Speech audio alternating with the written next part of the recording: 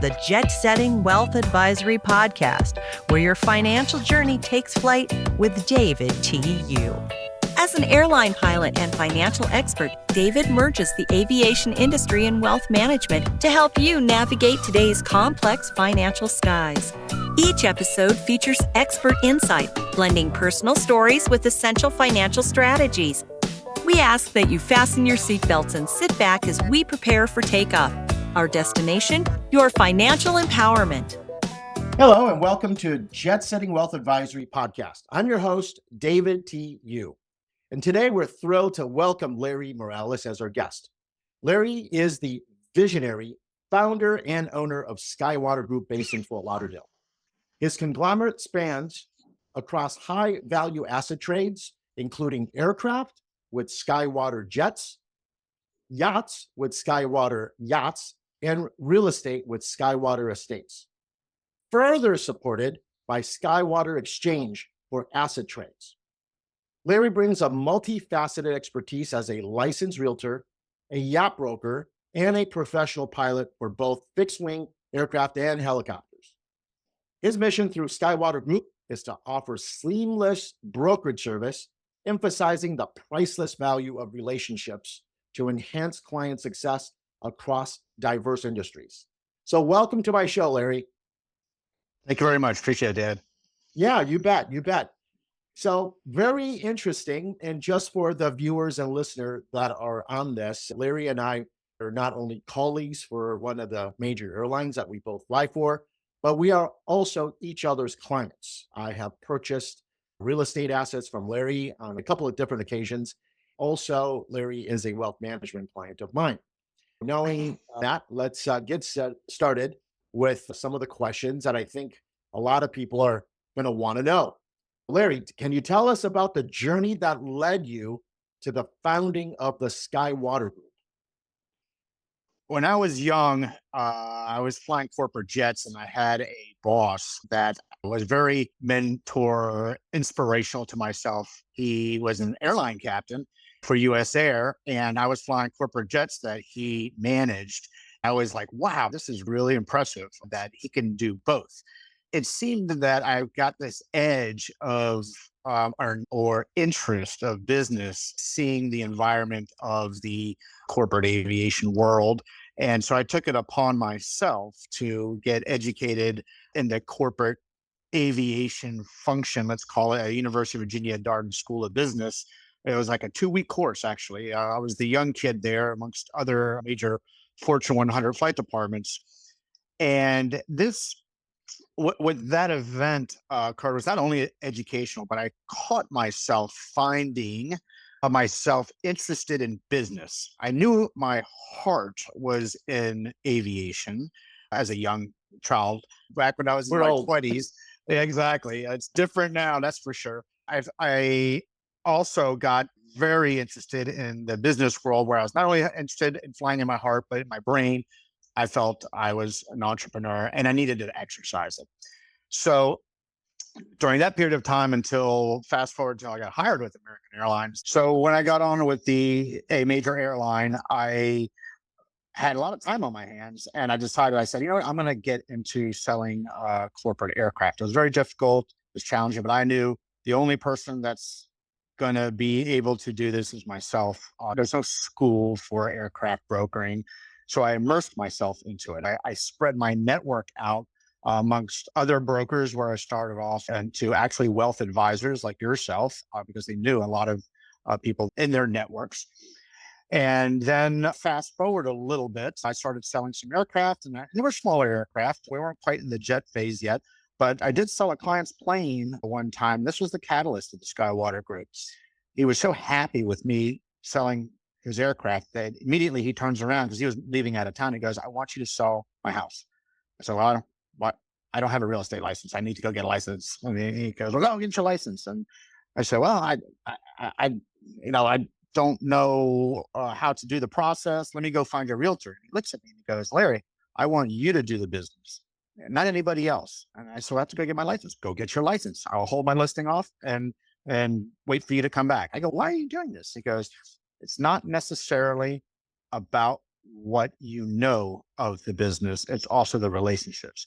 He's like, my value with you is I can find any realtor out there. There's a dime a dozen out there. However, you know how I do business, and that's why I want you. Go get your license. Call me when you're done. He was my first listing. Sold his house. Got his house under contract in 4 days.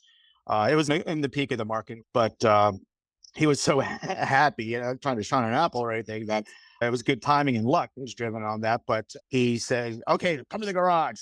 He had 2 Ferraris in there. He's like, I want you to sell my Ferraris. And I'm like, hey, I'm not a walking eBay right now. So that was a catalyst. And I asked him later, I said, I asked him, I go, well, how come you're driven to have me do this business? And I didn't really see myself walking into real estate, because I see how you do business. You listen, you pay attention, and you're not of the big corporate like Remax and Caldwell Banker that you suffocate me in paperwork and rules and your own policies in your company. You know how I do individual business. So that was basically the birth of the Skywater Group. I realized from then on that it's about relationships, who you know in the relationships. Yes, there is a knowledge curve where you have to know what you're doing, have to know about the transaction. And that gets taught not only in classes, but also in experience, from good things to bad things. You learn off of what works for you and what doesn't work for you over time. So then my real estate business got very busy. Not everybody owns a jet, but everybody is sleeping under a roof. So the real estate business, not everybody really has a jet. Yeah, exactly. Yeah. Not everybody has a jet, but everybody are practically homeowners that we deal with. So yeah. Exactly. Yeah. So it's the percentages and the numbers. All of a sudden I started getting to know other people in the industry and friends. And quite honestly, I don't need to advertise my business to get the business. It's word of mouth. Brokerage is a word of mouth business, because I feel most of it is the relationship side. People know, I know Larry Morales. I know David Yu. I am doing business with David Yu, and I'm doing business with Larry Morales because of who they are. Their skill, not only their skill sets, is their ethics, their business acumen, how they think, and also, doctors, or there's a doctor term, but your bedside manner. How do you handle situations? Are you aggressive? Are you smart about it? Are you wise about it? So I think there's a level of human dynamic behind the business that creates value to wanting to do business with them. We all get educated from the same sources in the real estate business, but eventually it goes with experience and human dynamic. And finally, I knew at some point, because of the circles of aircraft and high net worth people and selling homes on the water, I needed to expand one more notch. And that's when Skywater Yachts was birthed. That's a little bit newer part of my group. I brought on a partner in the past who helped me out with the big boats. I deal with mostly with the middle and smaller boats, from mid-range to smaller. And I carry the same ethics and the same intellect and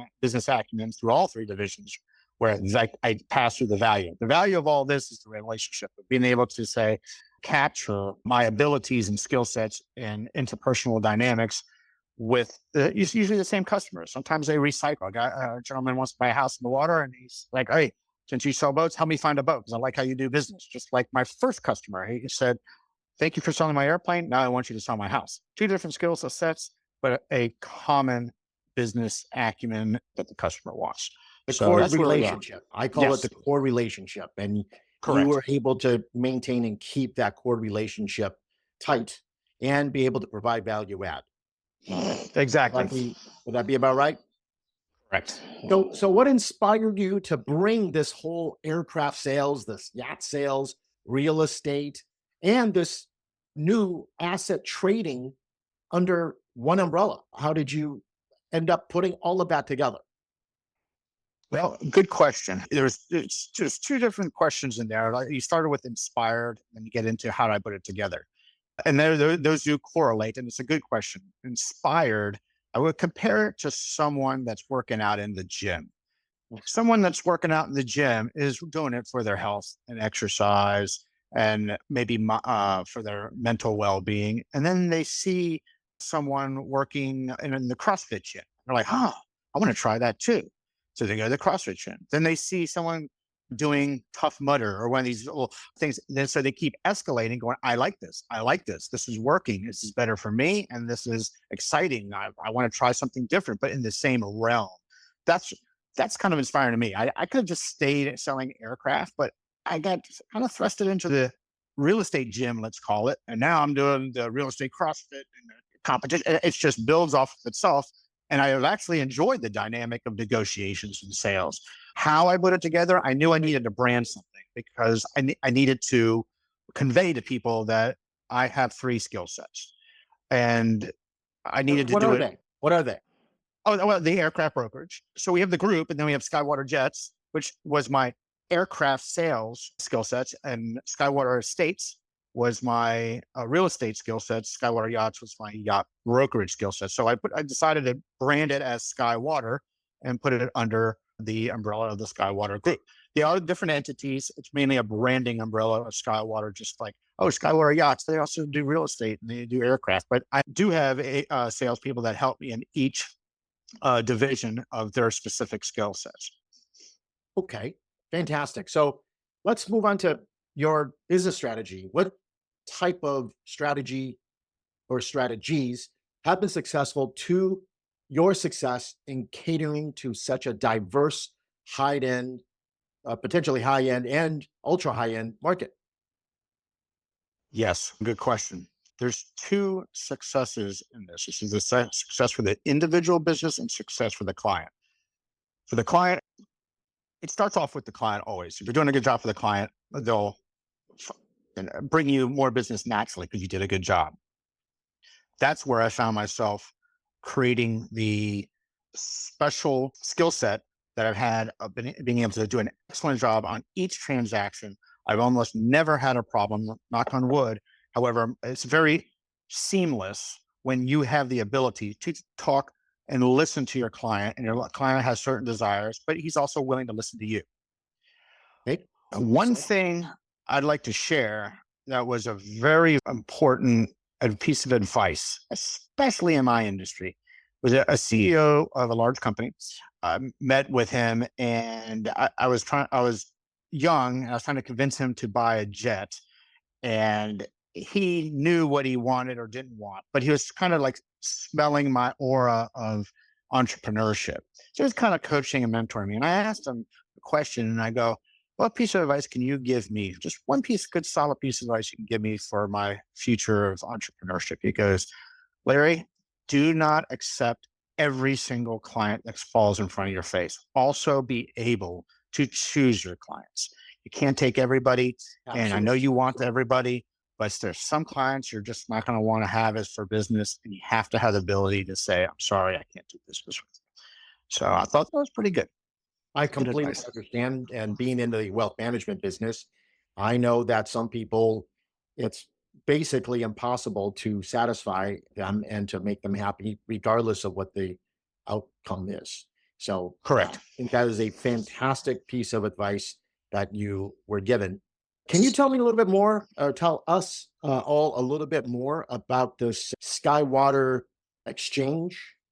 Yes. Skywater Exchange is more, it's not an operation of the Skywater Group per se. It's more of a branding concept because I was swimming in the circles of aircraft, real estate, and yachts. I frequently came across people who said, hey, I've got a boat here that I'd like to trade for a condominium in Miami. I've got a plane that I would trade for any real estate investment property. Mhm. And that naturally spawned itself into new business. It was interesting because they were so desperate to do a trade that the incentives were quite incentivizing, let's call it, to be able to pursue it. Very difficult to do an actual exchange because you need to match not only asset values, but motivations. That's the key to doing an exchange or a trade is both need to be equally motivated to try to get to a trade. Everybody wants money. To sell a house, you just want your money. To buy the house, that buyer knows he needs to bring money. But to have a $10 million jet and a $5 million piece of investment property, how do you trade those two assets? when they're unequal value. So there may be cash involved. Hey, I've got this other piece of property, and sometimes it does work very well. I presented that as options to people. The people that are high net worth or unique investment property. I've had someone call me to say they wanted to trade a very expensive emerald for an island in the Bahamas. That is very unique. I was actually going to ask you if you could give an example, and you just did. So it's perfect. Well, that's an extreme example. I did accomplish a trade that was unique. A person had real estate in California, investment property, that they traded for a very nice luxury home in Dominica, in the Caribbean. That ended up being a trade because they matched motivations and desires. It was complicated, but eventually was able to prevail. Fantastic. These type of asset exchanges, the Skywater Exchange, I would say probably incrementally, it's much more difficult than just a normal straight cash transaction. Would you concur with that? We have to do appraisals, valuations, surveys, and let's say, for example, in my story, I wasn't able to do the emerald exchange for an island, but let's assume I did find someone that was interested. Well, that person, I'd have to go through the due diligence of finding a jewelry expert and to be able to get it appraised and valuated and find its validity, its commodity certificates that may come with it. Then the island part of it, it's a foreign nation. So then you got to deal with and it gets quite complicated. And the fees are fairly high, but it can be quite successful based on both motivations. So it can be done. It can be done. I love it. I think it's fantastic, actually. So you're dealing on that high end market. What are some of the biggest trends you're seeing in the luxury market, especially in the aircraft and yacht sales? Trends. A lot different than it was when I started about 15, 16 years ago. Share with us what you see. More recently, and I saw this pop up on the MLS for the first time. I had somebody ask me, and said, I was selling their house down in Fort Lauderdale. And I said, okay, they knew I was aware I did exchange and you wanted to move somewhere else. I'm like, well, maybe we can find a house there you can trade with somewhere. And he's like, oh, you know what? I trade for cryptocurrency. And I'm like, what? It set me back. I was very shocked to hear that. And because he's big into cryptocurrency. He goes, yeah, if someone wants to give me Bitcoin or something, I'll be happy to entertain it, let's call it. Okay. So I was surprised when I went to the MLS to actually check. There is an option. You can actually click to broadcast your desire on the MLS that my client is willing to trade for cryptocurrency. Wow. Which I thought was quite impressive. I actually had to see it to believe it. And I never thought I'd actually get that far, because I was trying to figure out a way, how do I advertise that without looking like someone one off? But the MLS, believe it or not, the National Association of Realtors has acknowledged that that is a form of currency. Mm-hmm. And to someone, it could be valuable, like gold. I had a giant box of gold worth $2 million.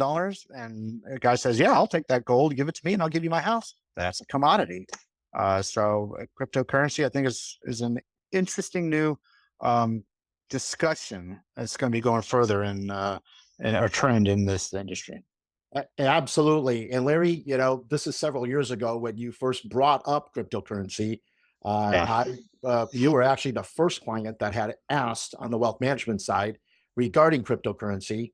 I knew very little at the time, but subsequently, I now have my designation in the CBDA, Certified Blockchain and Digital Assets now. And I think it is a asset class that is going to be with us for the long run. This is not something that we're dabbling in, but in fact, it was actually that client, that specific client I was just giving you an example on, that got me into learning more about it. Because I couldn't believe he was wanting to get rid of his, it was close to $1 million home for Bitcoin. And I got, what? Just the thought of you wanting and willing to do that, I want to hear more about this. Sure. So he was one of the catalysts that got me started thinking about it. And I go, wow, this is pretty impressive stuff. When you're willing to give up your home for a digital something that you can't physically touch, it's pretty tangible. Impressive. Sure. Yes. So you're mentioning your clients and some of the people that served and have experiences in dealing transactions. So, how does the Skywater Group create a personalized experience for the clients that you serve, especially when they're dealing in the high value asset transactions like boats, yachts, aircrafts, real estate? Correct. I keep up with the times, but one thing I've learned most importantly is communication. Eh, Okay, as difficult as it can be being saturated with the electronic world of texting and emails, you just have to keep up with it. And these days, you don't obviously we don't send letters anymore. Phone calls are actually getting less and less. It's either via email or text because you just want a quick answer. So what I've learned with clients is I try to get a feel for how they want to communicate because I feel that's critical to every transaction. Doesn't matter what it is. It could be selling the Taj Mahal. You could be selling an RV. You got to be able to talk to the client. And some clients don't like texting. I've had a few that just concede to me, "Hey, I'm old school. When you want to talk to me, give me a phone call." So I just got to adapt to it. But I would say 90% love the e-signature. They don't want to pull out their pen to ink. They want to just be done with a digital signature. I do virtual walkthroughs, either a boat, airplane, or real estate. And they're like, "Hey, I'm out of town." And I'll say, "I can go do it for you. And we'll just walk and talk around the property. And you can make the best assessment as you want via the FaceTime and then get back to me and maybe coming back to see the asset we're looking at." So I think keeping up with the technology is very important and outside of the human element that we discussed earlier. It sounds like you also provide white glove service, being that you are Oh, yeah. willing to go and do a virtual tour, possibly even live, with the people that you're doing the transaction with. So, I would that be correct? Yes, and even more so, I met a client in Switzerland at the Pilatus factory to get a tour of the factory and to handhold them around so he can ask me questions or I can liaise with the factory. It's an example of going up and beyond the white glove service you're talking about. But yes. Fantastic. Do you have a favorite story or an experience with a client that stands out that you would like to share with us? Wow. Well, actually, to be honest with you, my favorite story is the story I told you at the beginning. How I got into this business. There are stories in there that have been fun and sporty. I had one client. I guess this was kind of a fun one. I was selling a famous race car driver's aircraft, and the buyer's representative was sitting in the airplane, and we were looking at it, and then looked out the window and goes, "That airplane right next to it, that has the same paint job, same color scheme to this airplane. Is this also the other?" He goes, "Yes, it's the other owner's plane." And then she goes, Is he willing to sell that plane also?" And then I looked at the director of operations and I said, and he made a phone call right in front of me. And he said, "Yes." And they ended up buying both airplanes nearly in front of me. So I Just thought curious what kind of that's airplane those are. Gulfstreams. Oh, Yep. okay. Yep. So they're Yep. they're the high end of the high end in Oh, the yeah. world private jets. Yes, yes, yes. So, So so in terms of financial perspectives for those that are looking to invest or purchase a high end luxury asset, what should the potential prospects or the client that you're working with consider before diving into these type of acquisitions? great question. The three divisions that I am working with very intently on are have separate investment profiles. I'll start off with the worst one, boats. It's no secret. Nobody made millions and millions and millions of dollars in boats unless you're the boat manufacturer and Gotcha. you are Sure. cranking out boats. Some have found themselves successful in the charter business, and that's limited and where you're going to be in a micro demographic of the Bahamas or South Florida. But I discourage that. And the aviation and aircraft is a little bit different valuation or the value of what can I get out of buying a $10 million jet. Without getting into the deep analytics, buyers either want to buy the jet because they want one. Buyers want to get a jet because they would like to charter it out and be able to get some revenue. Is it a smart revenue stream? Unless you own a sizable charter operation, then possibly. But rarely you see a charter operator owning their own jets. What I learned from going to that school at University of Virginia, Darden Business School, of managing the corporate aviation function, I learned a lot about the monetary reasons why high net worth people purchase aircraft for their own tax purposes, for their own value of time saved. There's functionality to the aircraft to get to a meeting very quickly.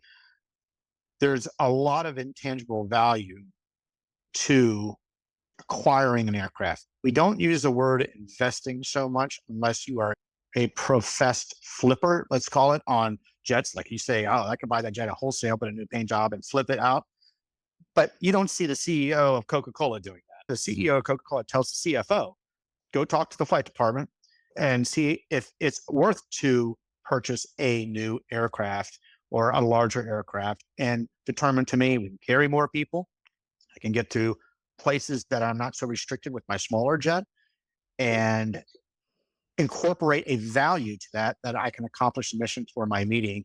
And then in turn, the CFO will determine it could be worth it, because he's also looking at the tax advantages of being able to depreciate, to write off the flight department. And if all the holes of the equation get plugged, it could be quite an option for flight departments.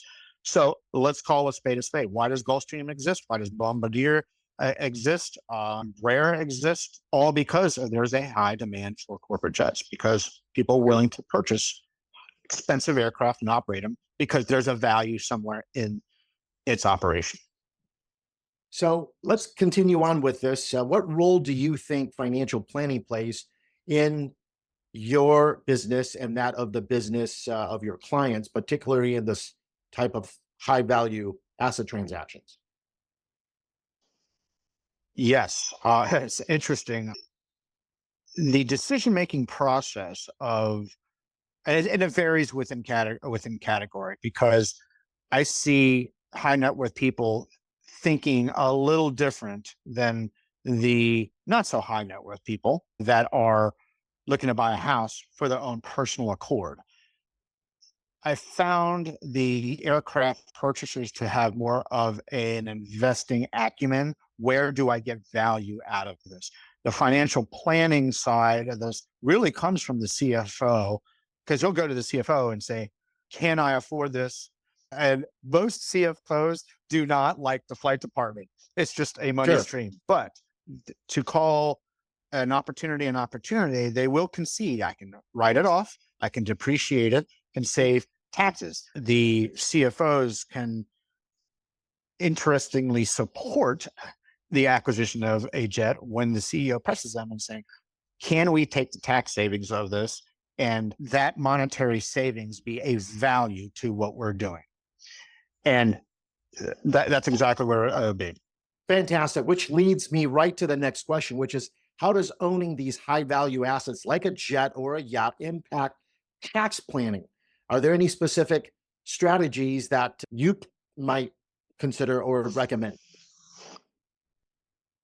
Well, without getting into details, I think this is where we start creeping towards a line of accounting, your specialty, which I understand that accelerated depreciation and bonus depreciation, especially on aircraft, are quite attractive. When we got into the bonus depreciation of a new jet, I can't remember, I feel like it was about 7 or so years ago, where you could write off the whole expense of the jet in the first year.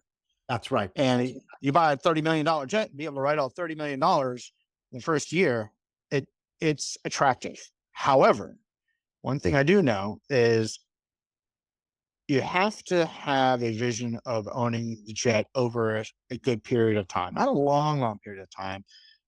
Because if you sell that jet in a high demand market, 3 years later, you've written off the whole aircraft in depreciation, all of it. is going to be a gain, a large gain, and you're going to have to evaluate whether paying that capital gains is worth the savings you had when you first did your bonus depreciation. If you were to keep the aircraft over, let's say, 10 years, very, very rarely aircraft value increases. It generally decreases. It's not a dump. It's not like real estate where it can be a little bit of this, because not many people, there aren't as many aircraft available as there are homes.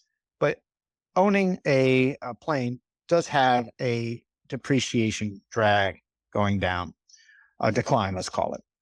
So owning the plane over a longer period of time may lessen the capital gains tax. So you should be a little bit visionary about your airplane. I wouldn't be upgrading it every year, because you're going to be constantly paying for that capital gains tax if you depreciate it all. Understand.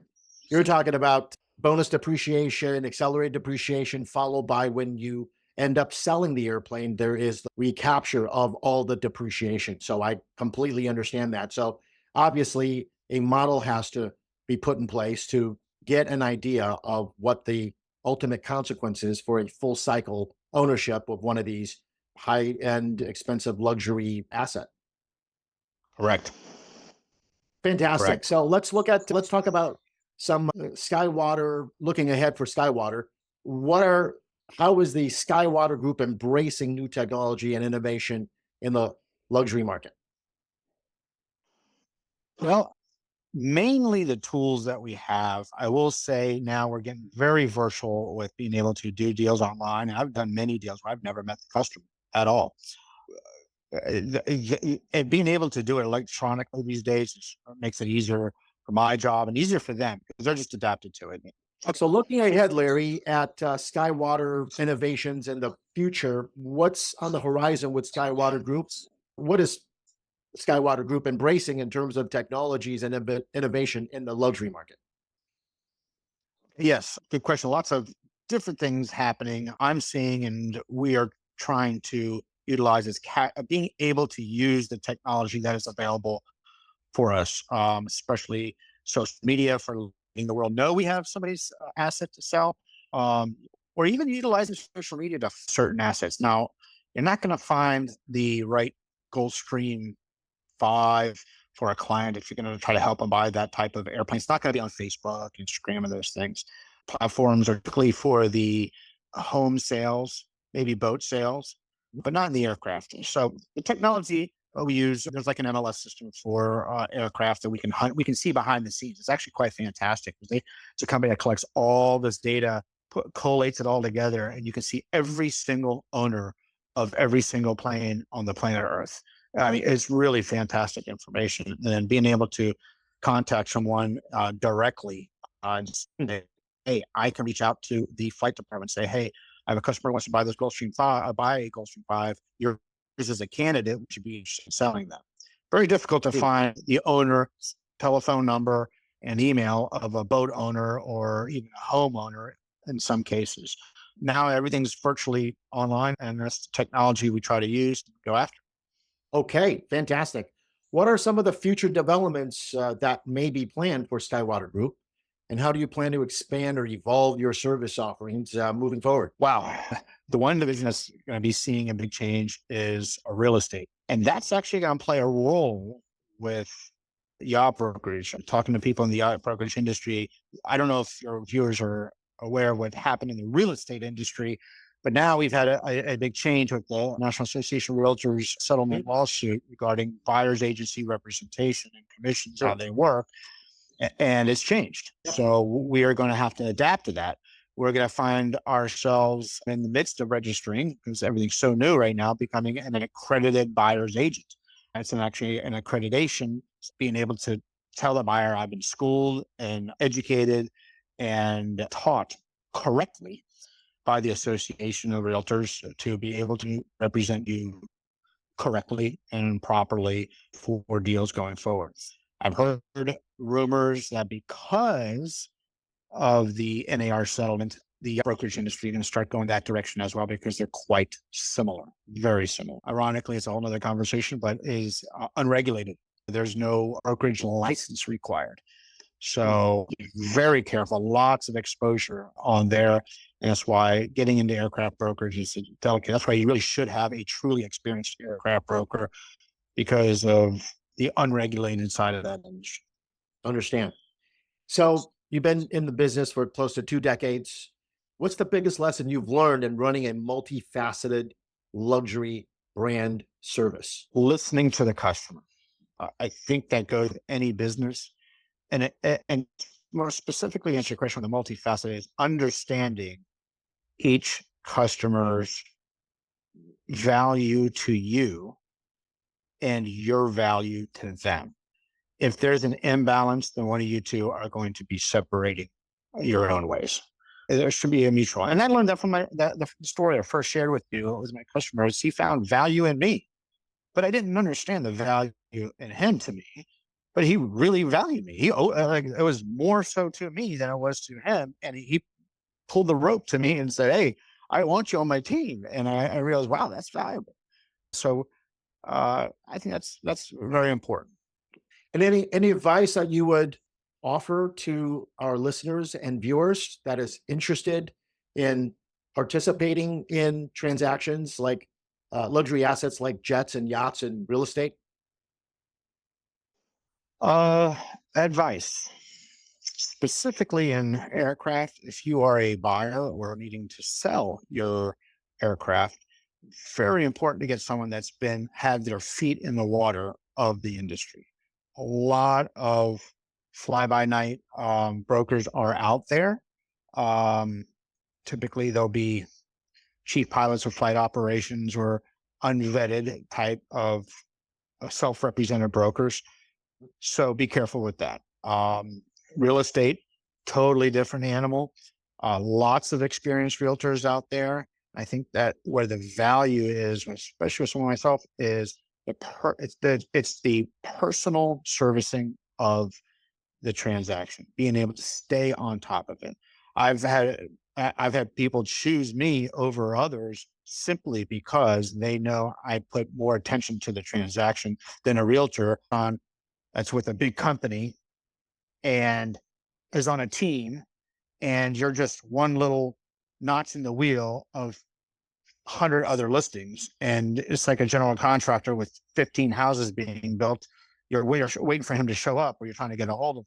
I'm more boutique-ish. I'm more, and I think there's a better value with that person that owns a $15 million jet or $15 million home or a $15 million boat. You want access to your broker. You need personalized service. You don't want to get the assistant all the time where, oh, here, talk to this person. You want to talk to the person that you created the relationship. And I think that's very important. Excellent. Great advice for listeners and viewers. And tell us, how can the people that are watching this and listening to this learn more about Skywater Group and connect with you? Oh, the best way, I did love conversations. I always tell I always, when I meet someone, I say, please call me anytime. And I call it, I'm not taking this from my trade of flying because I conceded that I'm from a pilot history. We call it hangar talk. And it's a fun way of saying, we're going to talk in the hangar, just talk. Let's just talk. I've talked to so many people, some have turned into clients, some just want a conversation and just talk. So if you want to call me and even email me, but you can reach out to me and call me and ask me any question about any of those three industries. Conversation breeds new topics. Sometimes texting, you don't want to text so much, emails, you don't want to write so much, sometimes a personalized conversation over the phone to start off with is the best way to do it. And I strongly recommend. So there's your website, skywatergroup.com. And then Yes, what is your email address? Larry at skywatergroup.com. To the company is 954-607-4238.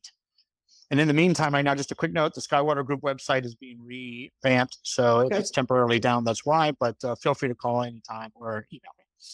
Okay. Thank you for providing us your email for your business as well as the phone. And we appreciate you so much for joining us today. And excellent. I appreciate it. You're welcome. Absolutely. Thank you for tuning in to this episode of the Jet Setting Wealth Advisory Podcast. We're deeply grateful for Larry to have him share his extensive expertise in the realm of high value assets trades, brokerage services across all the luxury brands. If you're interested in exploring how Larry's service can enhance your dealing with the aircraft, yachts, or real estate, please visit www.theskywatergroup.com. I'm David Yu, airline pilot, founder, and wealth advisor of DTY Wealth Planning Solutions. Remember to please subscribe and leave us a review. Until next time, keep your financial goals focused and your strategies sharp. Goodbye.